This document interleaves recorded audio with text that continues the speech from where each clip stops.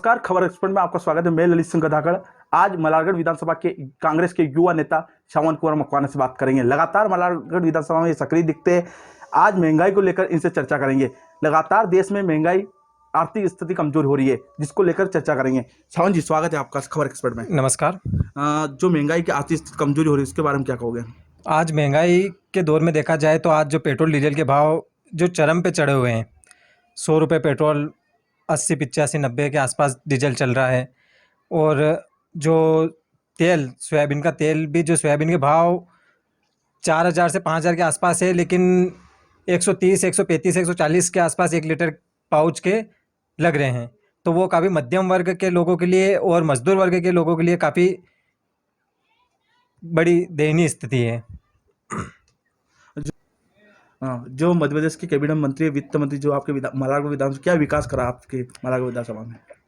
अभी तक तो हमारे इसमें वित्त मंत्री जी देवड़ा जी हैं, लेकिन उनका विकास अभी तक कुछ दिखता नहीं है। ना तो कोरोना काल में पूरा साल भर हो गया उनकी सरकार को, लेकिन अभी तक कुछ ऐसा विकास नहीं दिखा जहाँ से कुछ ऐसा लगे युवाओं को या किसान लोगों को कि उन्होंने विकास किया हो।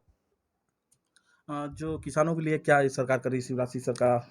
किसानों के लिए तो मंदसौर जिले में 2 कैबिनेट मंत्री, हरदीप सिंह जी डंक और जगदीश जी देवड़ा वित्त मंत्री जी, और संसदीय क्षेत्र में बात की जाए तो 3 कैबिनेट मंत्री हैं। उसके बाद पूरा साल ऐसा निकला है कि पिछले साल बारिश नहीं हुई, जिससे काफ़ी सूखा लगा हुआ है। और कुछ थोड़ा दिन और निकले कि लोगों के पानी पीने की तक किल्लत आ जाएगी, जिसमें अभी तक 3 संसद क्षेत्र में 3 कैबिनेट मंत्री होने के बावजूद अभी तक एक तहसील, एक विधानसभा को सूखा घोषित नहीं करवा पाए। ये हमारे बीजेपी सरकार के लोगों की ऐसी दयनीय स्थिति है। बस ये अपनी राजनीतिक रोटियां सेकने के लिए कुछ भी करते, किसानों के साथ में कुछ भी खिलवाड़ करते जाते हैं। हाँ, शिवराज सरकार लगातार किसानों की सरकार बताती है, लेकिन किसानों के लिए कुछ नहीं किया। आप खुद बोल रहे हो, तो क्या? शिवराज जी कहते हैं कि हम किसान हितैषी है, लेकिन वो किसान हितैषी है कहाँ पे? अभी कुछ दिन पहले उन्होंने 2-4 दिन पहले डीएपी खाद के 1200 से 700 रुपये बढ़ा के 1900 रुपये में डीएपी का खाद मिल रहा है, और यूरिया खाद जो 300 350 मिलता था, आज 700 रुपये में मिल रहा है। तो वो किसानों के लिए कौन सा हितकारी हो सकते हैं? ये तो किसानों के लिए आत्महत्या के लिए उस्काने जैसा हो गया है। जो लागत लग रही है उससे ही कहीं बढ़ के इनके भाव है खाद बीज के। मध्य प्रदेश में लगातार कोरोना के केस बढ़ रहे, लॉकडाउन किया जा रहा है। एक तरफ दमोह, जहाँ विधानसभा का चुनाव चल रहा है, वहाँ पर अड़ता भीड़ आ रही है। उसके बारे में क्या कहोगे? शिवराज जी भोपाल में बैठ के कैबिनेट की बैठक लेते हैं और वहाँ से कहते हैं कि आप घर में रहें, सुरक्षित रहें, और दमोह जाके अपनी रैली में लोगों को बुलाने के लिए आह्वान करते हैं कि आप आइए और सभा में भीड़ करिए। तो वहाँ पे कोई ऐसा कोरोना वाला नहीं है। जहाँ पे चुनाव चलते हैं वहाँ पे कोई कोरोना नहीं आता है।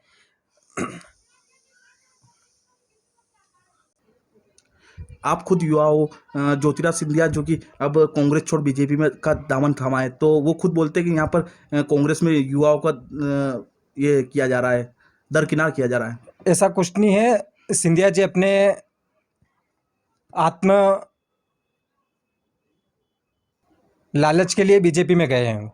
जो आज कांग्रेस में वो युवाओं को बताते हैं, जैसे कांग्रेस में युवाओं को देख लीजिए, जीतू पटवारी जी, कुणाल जी चौधरी, नकुल नाथ जी, सभी युवा हैं और सभी को कैबिनेट मंत्री भी थे, जयवर्धन सिंह जी। तो ऐसा कुछ नहीं है कि युवाओं को कांग्रेस में जगह नहीं दी गई है। सभी युवा अच्छे से कार्य कर रहे हैं। लगातार वो अपने आप को राजनीति सेवक बताते हैं कि मैं सेवा के लिए कहीं भी, जिसमें भी जाऊँगा सेवा करूँगा, लेकिन अभी तक आप खुद बताते हैं कि वो सक्रिय नहीं है। सेवाओं का उन्होंने बस ऐसे ही बीजेपी में जाने के लिए सेवाओं का कहा था, लेकिन उनकी सेवा अभी तक, पिछले साल से लेकर अभी तक कोरोना काल में ना तो कहीं उनकी सेवाएं दिखी है, ना कुछ दिखा है। उन्होंने किसानों के लिए बोला था कि हम सड़क पे उतर जाएंगे अगर किसानों का कर्ज माफ नहीं हुआ। तो आज बीजेपी की सरकार है, तो वो ना तो सड़क पे दिखे हैं, ना कहीं कांग्रेस किसानों के बारे में उन्होंने कोई स्टेटमेंट दिया है। जो 22 विधायक भी उनके साथ गए थे, वो भी बोलते हैं हम सिंधिया जी जहाँ जाएंगे हम जाएंगे। उसके जैसे उसमें 3 कैबिनेट मंत्री जो वो हार गए चुनाव, तो उसके बारे में क्या कहोगे? वो जनता ने सब देखा है कि कैसे हारे हैं। वो तो सभी जगह ईवीएम का घोटाला था, इससे जीत गए, नहीं तो कोई ऐसा नहीं था कि वो जीत जाए। लगातार अमित शाह है, मोदी है, वो कहते हैं कि बस कांग्रेस के पास एएम के अलावा कुछ भी, ये मशीन है, उसके अलावा कोई ये नहीं है। बताओ आप सर की बात। अमित शाह जी धर्म और जाति की राजनीति करते हैं, जिनको वो जुमलों की राजनीति करते हैं। वो कहते हैं कि ईवीएम मतलब ऐसा है कि कांग्रेस बीजेपी जीत रही है। वो मशीनों में गड़बड़ी करे नहीं ना, बैलेट पेपर से चुनाव करवा दे तो सभी जगह पता चल जाएगा उनको अपनी स्थिति क्या है। सरकार से आप एक युवा सक्रिय नेता है, तो क्या मांग करोगे कि आपकी विधानसभा में क्या जो कैबिनेट मंत्री है, वित्त मंत्री जगदीश देवड़ा आपके लिए सौगात दे?